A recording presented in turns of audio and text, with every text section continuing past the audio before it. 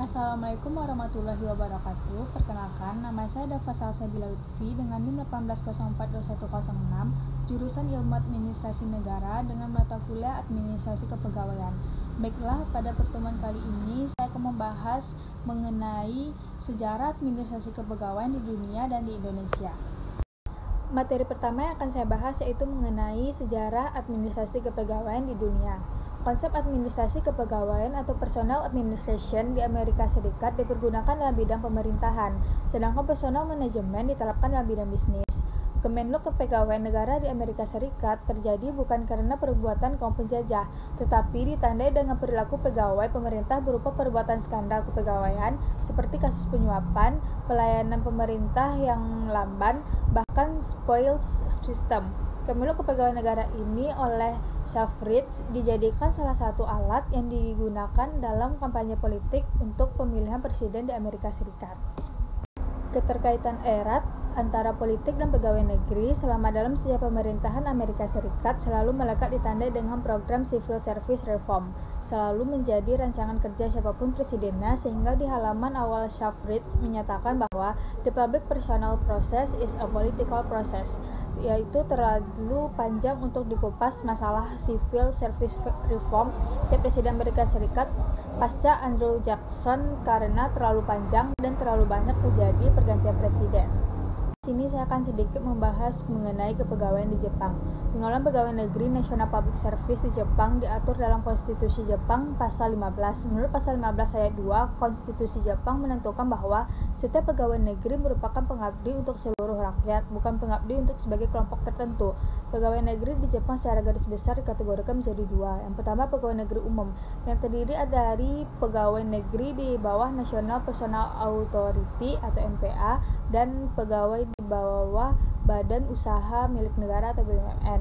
Yang kedua itu pegawai negeri khusus yang terdiri atas Perdana Menteri, Menteri Negara, pegawai parlemen, pegawai pengadilan, anggota parlemen, dan duta besar. Selanjutnya yaitu mengenai sejarah di Indonesia.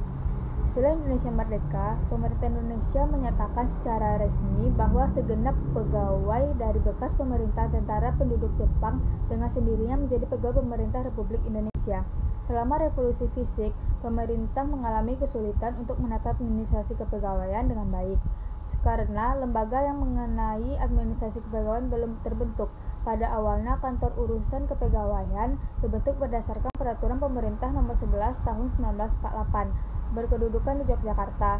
KUP diperuntukkan khusus menangani pegawai pemerintah Republik Indonesia, sedangkan pegawai yang mengabdi pada pemerintah Hindia Belanda dikelola oleh Jawatan Umum Urusan Pegawai yang dibentuk berdasarkan keputusan Gubernur Jenderal Hindia Belanda nomor 13 tahun 1948, hanya berselang beberapa hari setelah lahirnya KUP. Pada perkembangan selanjutnya, pemerintah memandang perlu untuk memusatkan urusan kepegawaian di Indonesia yang sebelumnya telah diselenggarakan oleh KUP di Yogyakarta dan DUUP di Jakarta. Berdasarkan PP nomor 32 tahun 1950, kedua lembaga tersebut dilebur menjadi satu dan diberi nama KUP yang berkedudukan di Jakarta.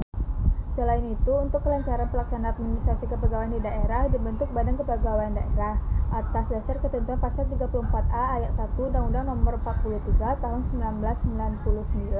BKD merupakan perangkat daerah otonom yang dibentuk oleh kepala daerah. Badan Kepegawaian Daerah mempunyai tugas pokok membantu pejabat pembina kepegawaian daerah dalam menjalankan manajemen PNS daerah dan bertanggung jawab kepada kepala daerah melalui sekretaris daerah.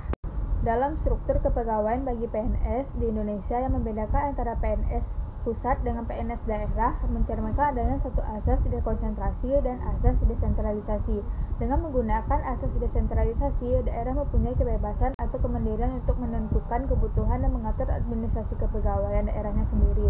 Dengan berlakunya Undang-Undang Nomor 22 Tahun 1999 harus didorong desentralisasi urusan kepegawaian kepada daerah. Desentralisasi kepegawaian tersebut memberikan kewenangan kepada daerah untuk mengatur administrasi kepegawaiannya melalui peraturan daerah dan keputusan kepala daerah.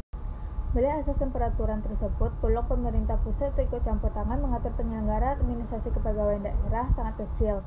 Badan Kepegawaian Negara sebagai bagian dari lembaga pemerintah tingkat pusat bahkan tidak mempunyai peluang sama sekali untuk mengatur administrasi kepegawaian tingkat daerah. Setelah berlakunya Undang-Undang Nomor 32 Tahun 2004 tentang Pemerintahan Daerah yang menggantikan Undang-Undang Nomor 22 Tahun 1999, pengaturan mengenai administrasi kepegawaian daerah berubah lagi dengan adanya peluang bagi pemerintah pusat untuk mengatur administrasi kepegawaian daerah. Hal ini seperti diatur dalam pasal 29 ayat 1 Undang-Undang Nomor 32 Tahun 2004 yang menyatakan bahwa pemerintah melaksanakan pembinaan manajemen PNS daerah dalam suatu kesatuan penyelenggaraan manajemen PNS secara nasional.